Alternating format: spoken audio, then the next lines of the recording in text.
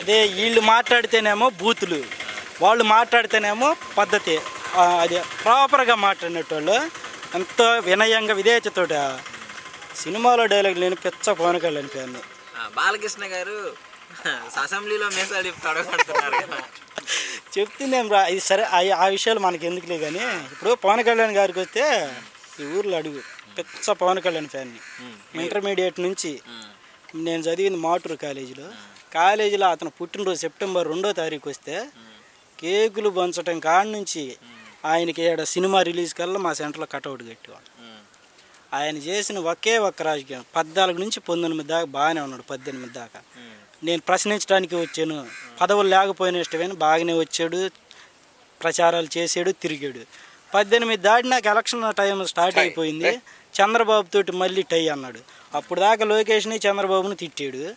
ఆడ నుంచి మళ్ళీ అటు అన్నాడు. ఇక ఆడ నుంచి నేను అంటే అతని గురించి అని కాదు, పార్టీ అయితే పార్టీ మారినా ఫ్యాన్ పరంగా చంద్రబాబు గారు అంత అవినీతి పరుడు ఇంకొక లేడు అన్నాడు. చేసినప్పుడు బాబుని అన్యాయంగా అరెస్ట్ చేసావు అన్నాడు. ఆయన ఇవన్నీ చూడవచ్చు కదా.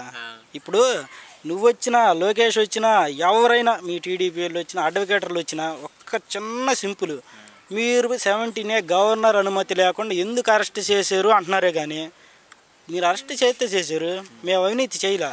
ఇదిగో మీరు చూపించిన 371 కోటికి నా కాడి యొక్క సాక్ష్యాధారాలు. ఇప్పుడు స్కిల్ డెవలప్మెంట్ సెంటర్లు ఉంటాయిగా, వాళ్ళ కింద ఆ స్కిల్ ఎవరికి ట్రాన్స్ఫర్ చేసావు మనీ, ఎవరికి పాస్ చేసావు బిల్లులు, లేకపోతే ఇదిగో పలానా కాలేజీ లేకపోతే ఇన్స్టిట్యూట్లకా పలానా వాళ్ళకా ఉంటుంది కదా, ఆ బిల్లులు చూపించవచ్చు కదా. నువ్వు అవినీతి చేయకపోతే ఏంటి మన ఫైనల్గా మళ్ళీ జగన్ గారి ప్రభుత్వం వస్తుందని నేను అనుకుంటున్నాను. అనుకోవటం కాదు, పక్కా నేను చెప్తున్నా బ్రో, 100 కాదు 200% గెలిచేది జగనే, అందులో తిరుగులేదు. వీళ్ళు ఏమనుకుంటున్నారంటే ఇప్పుడు ఏడదాకా ఎందుకు బ్రో, నిన్న ఆయన అక్కడి నుంచి ఇక్కడికి వచ్చాడు కదా, రాజమండ్రి సెంట్రల్ నుంచి బయటకు వచ్చాడు కదా. బయటకు వచ్చినప్పుడు అక్కడ ఎక్కువ ఏ కమ్యూనిటీ వాళ్ళు ఉన్నారు కొంచెం చూసారా?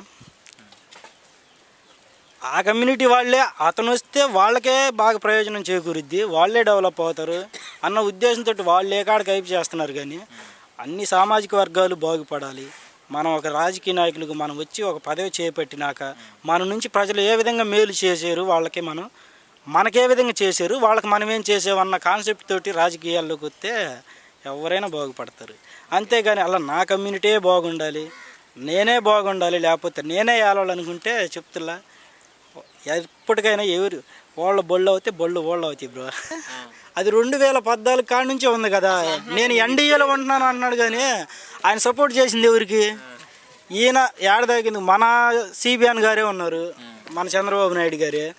ఆయన నేను ఎవరితోటి రానంటాడు, కాసేపు సిపిఎం అంటాడు, వీళ్ళకి వచ్చేలేక ఉమ్మడి ఆంధ్రప్రదేశ్లో ఉన్నప్పటి నుంచి కానీ ఎవరుంటే వాళ్ళతో పొత్తు పెట్టుకుంటాడు. ఈయన పవన్ కళ్యాణ్ గారు మొన్న వచ్చి స్పెషల్గా ఆయన సెంట్రల్ జైల్లో ఉన్నప్పుడు ఆడికొచ్చి నేను బయటకు వచ్చాను అనేది ఏముంది? 2014 ఎలక్షన్కి జరిగింది అదే కదా. ఎన్డీఏ కూటమి, అప్పుడు బీజేపీ, ఈ జనసేన, ఈ టీడీపీ అవన్నీ కలిసే కదా. తర్వాత మళ్ళీ కాదు నేను ప్రశ్నించడానికి వచ్చాను, వీళ్ళ పరిపాలన నాకు బాగలేదు, వీళ్ళ అవినీతి అంతా అవినీతిమయం అన్నాడు. ఆ అవినీతిమయం ఇప్పుడు ఎందుకు కనిపించట్లేదు? ఇప్పుడు ఆయన అన్నాడు జగన్ గారి అవినీతితో పోల్చుకుంటే చంద్రబాబు గారి అవినీతి తక్కువ, అందుకే నేను ఎంతో పోటీ చేస్తున్నా కలిసి. ఇప్పుడు ఈయన అవినీతి చేసి 2009లో చిరంజీవి 23 సీట్లు వచ్చినాయి. 2014లో పొత్తు కలిసి పవన్ కళ్యాణ్ నిలబడ్డాడు. 2019లో కూడా పోటీ చేశాడు. ఇప్పుడు ఏమొచ్చినాయి పవన్ కళ్యాణ్ గారికి? ఇప్పుడు జగన్ గారికి 151 వచ్చింది, 151 వచ్చింది. అవినీతి అంటున్నాడు కదా. ఇప్పుడు చంద్రబాబు అవినీతి చేసాడు, జైలుకి వెళ్ళాడు. రేపు మీ కాడ సాక్ష్యాధారాలు ఉంటే, లేకపోతే మీరు అతను చేసిన అవినీతిని మీరు నిరూపించే పని అయితే జగన్ జైలుకి వెళ్తాడు, పోయి కేసు వేయచ్చు కదా.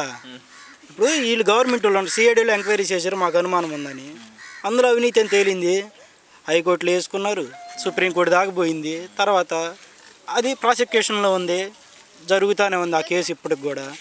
అలా అదేవిధంగా జగన్ అవినీతి పరుడే కదా, కేసు పెట్టమను, కేసు పెట్టేసి ఆయన కూడా జైలుకి వెళ్ళమను. అప్పుడు కోర్టులో చూసుకుంటే కదా, ప్రాసిక్యూషన్ చేస్తే ఇతను అవినీతి చేసాడని చెప్పి సాక్ష్యాధారాలు దొరికినాయి అనుకో, జైలు శిక్ష వస్తాయి కదా.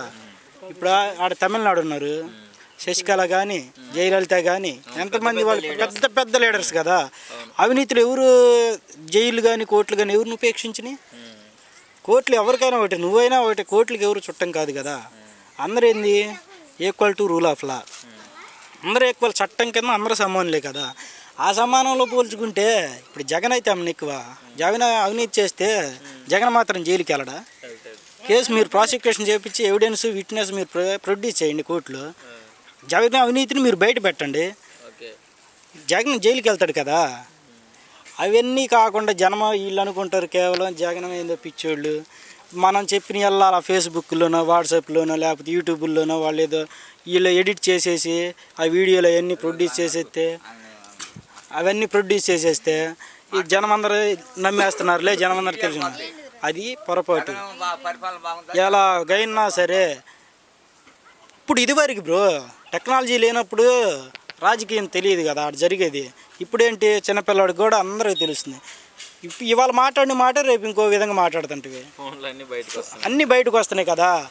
చిన్న పల్లెటూరు మారుమూల ప్రాంతాల నుంచి కూడా ఇంత పిల్లోడి కాడి నుంచి పండు ముసలికి కూడా ఇప్పుడు చంద్రబాబు చేసే రాజకీయం ఏంటి, పవన్ కళ్యాణ్ చేసే రాజకీయం ఏంటి అందరికీ తెలుసు. అందరూ గుర్తుపెట్టుకొని ప్రశాంతంగా ఉన్నారు. ఎందుకంటే వాళ్ళలాగా బయటపడేసి మేసాలు తిప్పేసి లేకపోతే అల్లర్లు సృష్టించేసి అంగు ఆర్భాటాలు చేయరు కదా. వాళ్ళకి ఎలా చూపిస్తారు? రేపు 2019లో చూపించారు, చుక్కలు కనిపించినాయి. ఈసారి చుక్కలు కూడా చూడరు. ఈసారి జరగబోయేది అదే. 2024లో ఆ